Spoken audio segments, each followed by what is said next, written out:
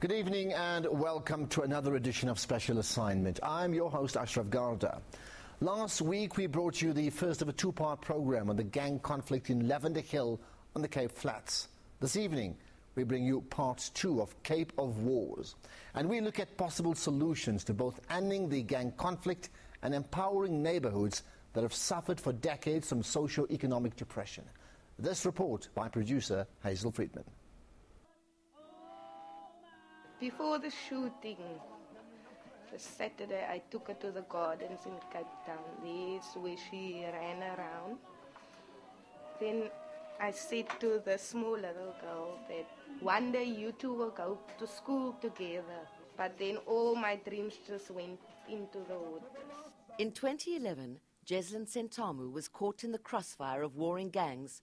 She was 2 years old at the time, and she will never walk again.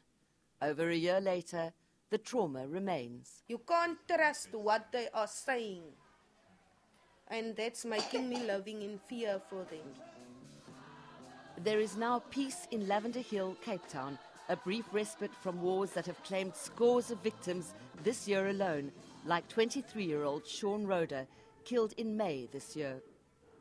My son was not a gangster. He was nothing. He was only one who loved his baby here, and he loved his family. And unless a lasting solution is found, Sean Roder's son could himself become a victim of gang violence or a perpetrator. For decades it has been unrelenting: drugs, deaths and reprisals, with communities bearing the brunt of an ongoing and accelerating war.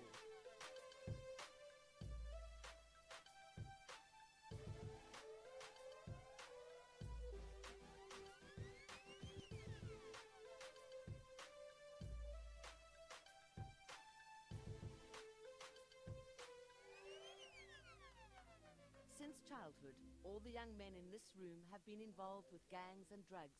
Many have done time in prison. They now belong to a faith-based organization called Pro Peace, a Necro-sponsored initiative run by Ivan Waldeck, ex-gangster turned pastor of the Western Cape Community Outreach. Here they are being trained to be peace mediators in the very communities they once terrorized. Men like Polisa Honono, recently released from prison. It was just a pure pleasure, because if you are among other guys and if you are not a gangster, they will call you with names. Young men like Dorian Solomons, who grew up fatherless. When I was born, my dad left. I saw him thrice in my life now, thrice. And Godfrey Papier, desperate for identity and self-worth. We didn't have like a father-son relationship. He was like abusive in the house, because he had alcohol, abused alcohol and abused my mother. The antisocial violent behavior is beginning very early in the homes, in the socialization process, and very often we find that most of the young men that we work with are dealing with very serious kind of lack of a father. No positive male role models or figures to live after or live in the image of. Yeah, since I was small, I had to do everything for myself. See, my father was not there. I had to stand in for my mom as well. I had to go work for her and bring the stuff home, and she started to buy stuff in as well, to put my money on the table. She be associated with a lot of gang leaders. I did turn to drugs and to gangs related. I was mingled with 26, 27 and 28 gangs.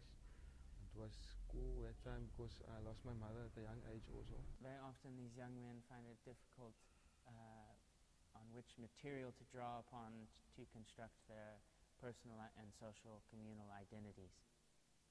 Pastors Daniel Adams and Stephen Leach belong to an NGO called Hope Prison Ministries, through which they work with awaiting trial juveniles in Polesmoor.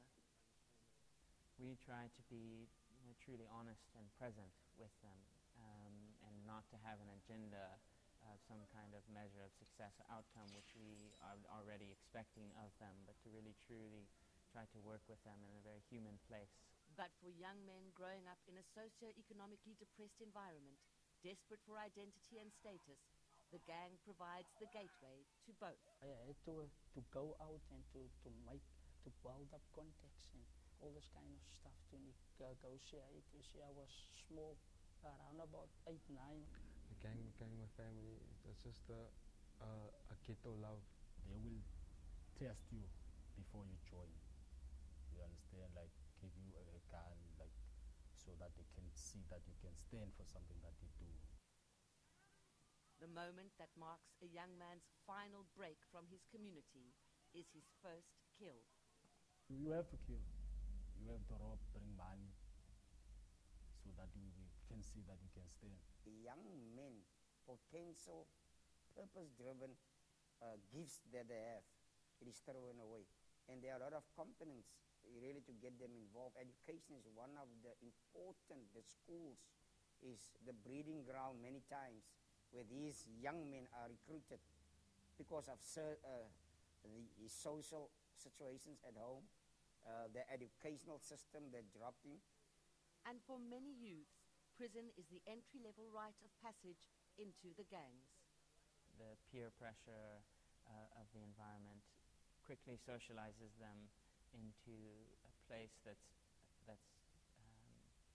very guarded. Yeah, I was the one who recruit them. They have to step the waters. I've seen a lot of things. You see, people are struggling, you see. But by the time I was in prison, I've told myself that this is not the way. I have to change. Lots of rhetoric about change is you must stop doing certain practices, but they must be replaced with something.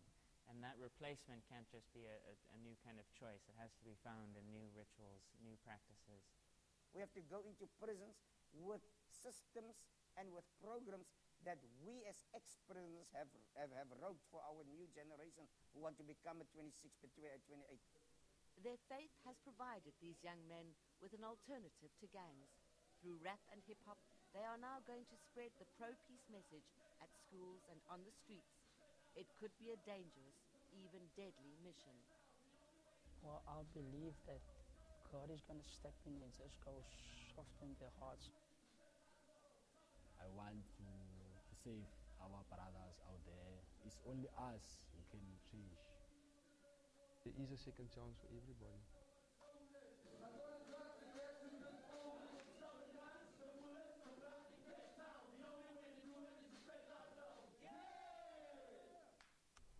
Oh, question, will there be a repeat of the brutal battles of the 1990s waged between the gangs and Pagad? We investigate that possibility after this.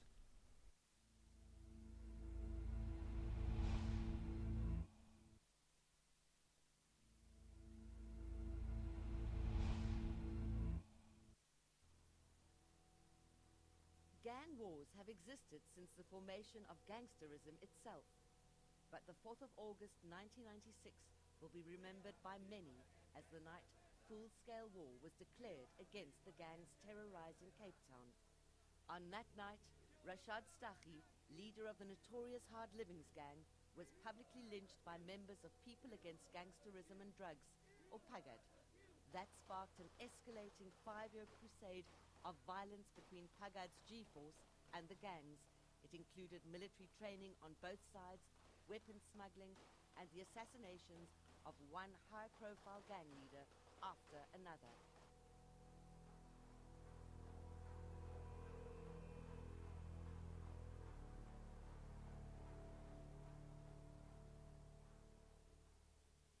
The drug trade and the murders and extortion, and the worst thing of all is utterance that we have, in actual fact, sodomized Almighty God, the Creator, and the final Prophet Muhammad. I think I would have given today. I think the process, yes, I will stand against a man like that today still, given the fact. It wouldn't have changed anything today. It also caused rival gangs like the Americans, Hard Livings, Mongrels, and Sexy Boys, who are now on the receiving end of a collective wrath, to to start talking peace. They formed Community Outreach, or CORE. Ivan Waldeck became its chairman. CORE was formed just after Assad's death.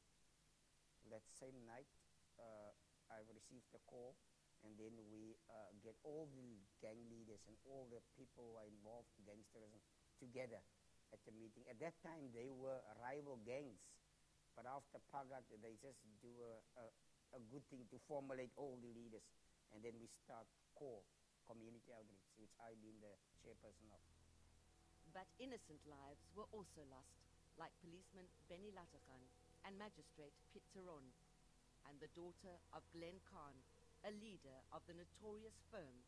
He was assassinated in 1999. A month later, his 3-year-old daughter, Shantine Feltzman, was shot in the head, either by a rival gang member or a vigilante. She died 3 days later, and her assailant was never caught. We condemn anyone who kills a child, an innocent child, or even kills an opposite gangster, because it's a human being. It's a mother's child. The full might of the state was unleashed on Pagat through operations such as Good Hope, Slasher, and Recoil. By 2000, the entire leadership of the organization were behind bars, some sentenced to life. If they could only use that money against the drugs and the gangs, this country would have been a better place. The history of gangs in South Africa goes back 200 years to the first prison number gangs, but they became entrenched in Cape Town through the forced removals of coloured communities from District 6 in the 1960s to dormitory suburbs on the fringes of the city. Today, street gangs have morphed into the operational fronts for sophisticated crime syndicates. Things change every day in any system. And the code of conduct and where gang leaders have died for, as the process go on, it's not really that hard commitment anymore. I mean, the technology. There are some white-collar leaders sitting in government feeding these people that you just claimed as drug lords. They look at what the politicians do, and they see that politicians steal billions of rands from the coffers of the people, of the oppressed. And they say then to themselves, when you speak to them, they will say, listen, if they can do this, man, we don't have respect, man. We can do anything. Two battle-scarred survivors from that era of attrition between the gangs and the gangster's enemy. Both served their time. Both are men of God. And 16 years later, both have vastly different notions of resolving the gang problem. Waldeck always tried to accommodate the gangs and the drug dealers and the murderers on their turf and on their conditions. We say there is place for return and there is place for forgiveness, but it must be done in a process, not because you are related or you are a friend of someone. It must be simply the framework of the Almighty God. Even Pagat is just another group of gangsters. Their approach, their aims and objectives are good. I think anyone wants to get rid of this thing of gangsterism, especially in our colored people communities. And the operation, how they're doing it, is excellent gangsterism style. They've got from now to Sunday to stop all forms of business. In fact, during the Pagat gang war, and even today, there have been allegations of Pagat resorting to extortion, theft, and blackmail to further their aims. People that belong to Pagat that will explain the divine position, that they could go and become crooks and thieves themselves, and the crooks now robbing the other crooks in itself. It is sad, but we in Pagat have to deal with this, and we are busy dealing with it. And we are severely dealing with those people that's busy with these things. We were in Lavender Hill. That same imam that calling for peace amongst the gangs. We were having meetings within that mosque and with that community. We say if gangsters want to come right and submit and wants to change and drug dealers, there is a proper process for peace. No gang member in this country is going to tell the community and the believers in Pagat in this part of the world, they will stop shooting for a month. we won't even sit with them.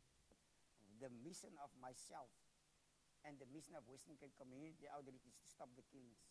Let's save our communities in Cape Town, South Africa.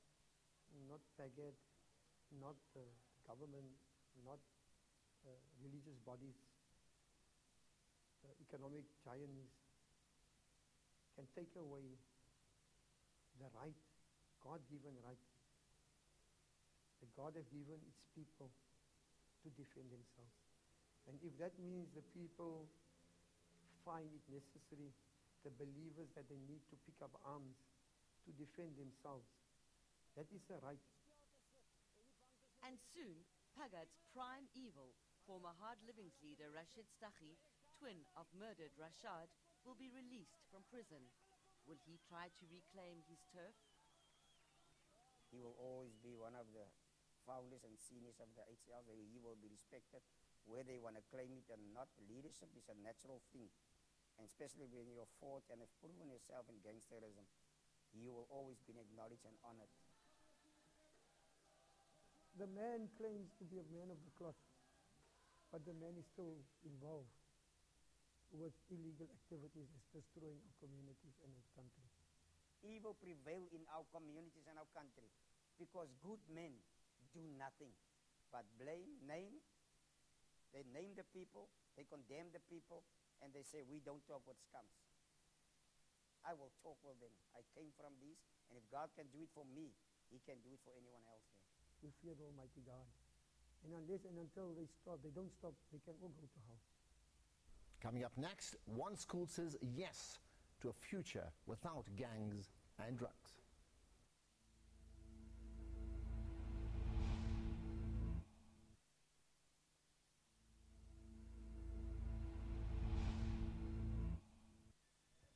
In the heart of Lavender Hill's killing fields stands the only high school in the neighborhood, Lavender Hill Senior, and for years it too has been under siege. We had a matric girl during the height of the examinations of last year been shot, and she wasn't able to complete her matric examinations. In a separate incident, we had a 14-year-old girl been shot and killed. In a separate incident, we had another young girl being shot, and she has had 8 operations thus far. Counseling resources for the learners have been hopelessly inadequate. We've had the assistance of certain NGOs. We have one psychologist in our circuit to deal with 37 schools. The school dropout rate is an alarming 60%. Add this to a stagnant socio-economic environment and an often dysfunctional family dynamic. We see the legacies of apartheid, but we also see a lack of morale. We have feelings of hopelessness, helplessness, feelings of resignation. We also see things like a mismatch between what schools are churning out, what they are producing, and the needs of the marketplace. And with unemployment levels unacceptably high, it seems that the third or criminal economy is here to stay. It becomes very difficult to make the learners kind of realize that if they belong to gangs, yes, they feel a sense of belonging, they feel a sense of power, but ultimately that road is doomed. Since 1994, government has promised a multi-sectoral approach to the problem of gangs, but for most, this is not translated into meaningful change. What if we are able to get a handle on drugs and gangsterism? What are the alternatives then? We need to address the issues of unemployment. We need to address the issues of the social environment. We need to address the dropout rate.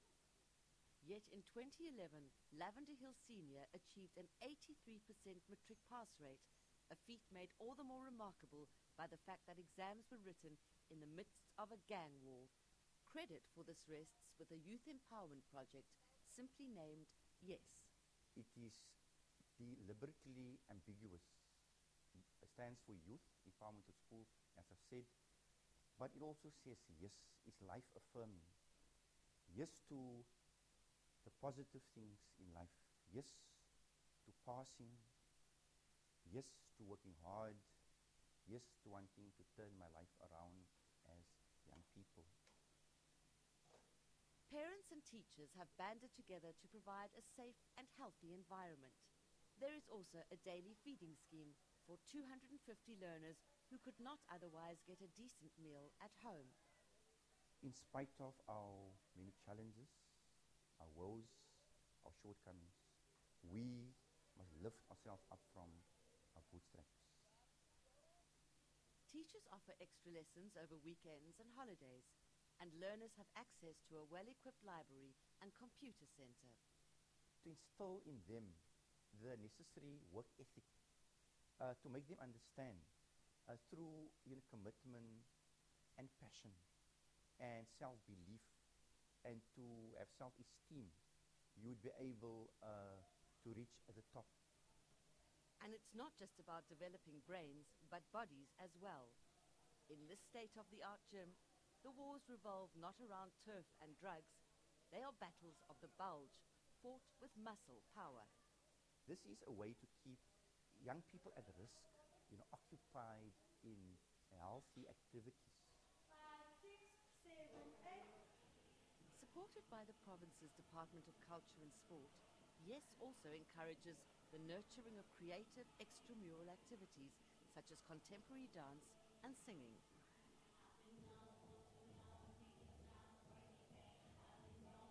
If Lavendale High School fails, this country fails. Because this school is typical of many so-called township schools. And so Lavendale High School, in turning itself around, that is our way of attempting at a minimum to combat the horrors of shooting and violence and substance abuse. Hold on to the beauty inside of you.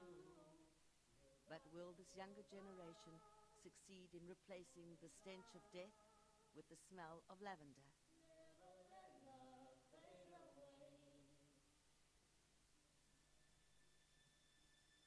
A grieving father has no answers.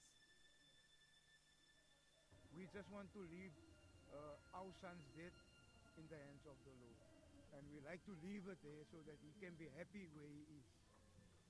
And we don't want to interfere with any gangs relationship here. And a heartbroken mother knows only that her dreams for her daughter's future were shattered the day the gangs splintered her toddler's spine. The guys are moving up and down and you don't know when to expect the bullets are coming. And that's making me living in fear for them. No matter if it's an old lady of 90 and her son is a gangster, take her with a gangster, take the whole family, remove them out of Lavender Hill.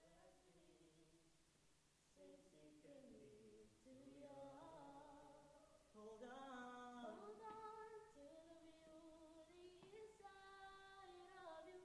Let the love of Jesus shine right through you, so the world will see what change there has been since He came into your heart. So, what is your view on solutions to the Cape Wars? Please send us your views via Twitter, Facebook or email. And then you can also tune in to my radio show on SAFM on Friday just after 2 p.m. when I'll be taking your calls on this matter. I've picked out 3 viewer comments from the many received from last week's Cape of Wars Part 1. Tanya Kloppers caused quite a stir when she tweeted, "A tip for government, legalize drugs and wipe out gangs. These two are connected." Well, Kanye Yosile responded saying, "I completely disagree. Drugs destroy lives. There must be a better way to solve this." And Sean Peterson responded saying, "How can the government legalize something that's going to destroy families. Well, that's our show for tonight. Please join us again next week when we point out the issues that matter.